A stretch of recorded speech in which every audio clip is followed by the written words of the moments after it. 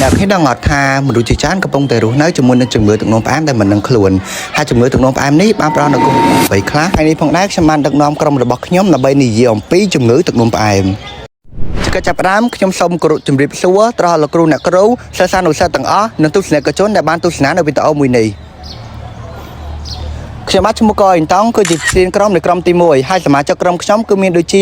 ជាមេងជ័ររីសុកលីនេស្រីណែតវ៉ារ៉ានិនហើយនឹងព្រំធីរីហើយទីនេះផងដែរខ្ញុំបានដឹកនាំក្រុមរបស់ខ្ញុំដើម្បីនិយាយអំពីជំងឺទឹកនោមផ្អែម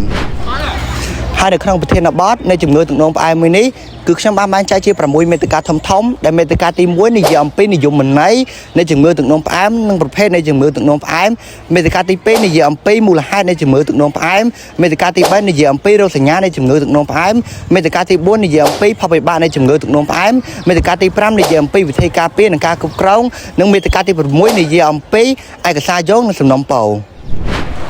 ជាដំបូងយើងត្រូវស្គាល់ពីនិយមន័យនៃជំងឺទឹកនោមផ្អែមជាមុនសិនជំងឺទឹកនោមផ្អែមគឺជាជំងឺមួយដែលកើតឡើងបណ្ដាលមកពីរាងកាយមិនអាចផលិតអាំងស៊ុយលីនបានគ្រប់គ្រាន់ឬរាងកាយមិនអាចផលិតអាំងស៊ុយលីនបានល្អដែលធ្វើឲ្យសម្ពាធឈាមកើនឡើងខ្ពស់នៃជំងឺទឹកនោមផ្អែមមានដូចជារាងកាយមិនអាចផលិតអាំងស៊ុយលីនរាងកាយផលិតអាំងស៊ុយលីនបានល្អប៉ុន្តែប្រើប្រាស់មិនមានប្រសិទ្ធភាពនិងកើតទៅលើស្ត្រីដែលមានផ្ទៃពោះជាបន្តទៅទៀតនេះយើងត្រូវដឹងពីមូលហេតុដែលបណ្ដាលឲ្យកើតមានជំងឺទឹកនោមផ្អែមជំងឺទឹកនោមផ្អែមគឺបណ្ដាលមកពីកត្តាពុយពងមានសមាជិកគ្រួសារកើតជំងឺនេះការទទួលអាហារដែលមានជាតិស្ករនិងជាតិខ្លាញ់ការខ្វះការហាត់ប្រាណការលើសទម្ងន់ឬភាពធាត់អាយុចាស់ឡើងសម្ពាធឈាមខ្ពស់ហើយរួចមកយើងមកដឹងអំពីរោគសញ្ញានៃជំងឺទឹកនោមផ្អែមវិញម្ដងរោគសញ្ញាដែលជួបញឹកញាប់មានដូចជាស្រែកទឹកញឹកញាប់នោមញឹកញាប់ឃ្លាញញឹកញាប់អស់កម្លាំងស្រកទម្ងន់ដែលមិនដឹងមូលហេតុមើលមិនច្បាស់ដំបៅជាសះស្បើយឺតផលវិបាកនៃជំងឺទឹកនោមផ្អែមគឺមានដូចជាខូចតម្រងនោមមានជំងឺបេះដូងខូចសរសៃប្រសាទបាត់បង់ការមើលឃើញមានបញ្ហាជើងដំបៅហើយនិងពិបាកព្យាបាល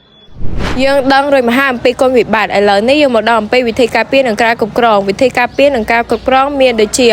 បរិភោគអាហារដែលមានគុណភាពល្អបន្ថយស្ករនិងខ្លាញ់ហាត់ប្រាណជាប្រចាំថ្ងៃគ្រប់គ្រងទម្ងន់ឲ្យសមរម្យត្រួតពិនិត្យឈាមជាប្រចាំប្រើថ្នាំឬអាំងស៊ុយលីនតាមការណែនាំរបស់គ្រូពេទ្យទាំងនេះគឺដកស្រង់ចេញមកពីក្រសួងសុខាភិបាលកម្ពុជានិងអង្គការសុខភាពពិភពលោក WHO បញ្ចប់នេះខ្ញុំសូមសំណូមពរ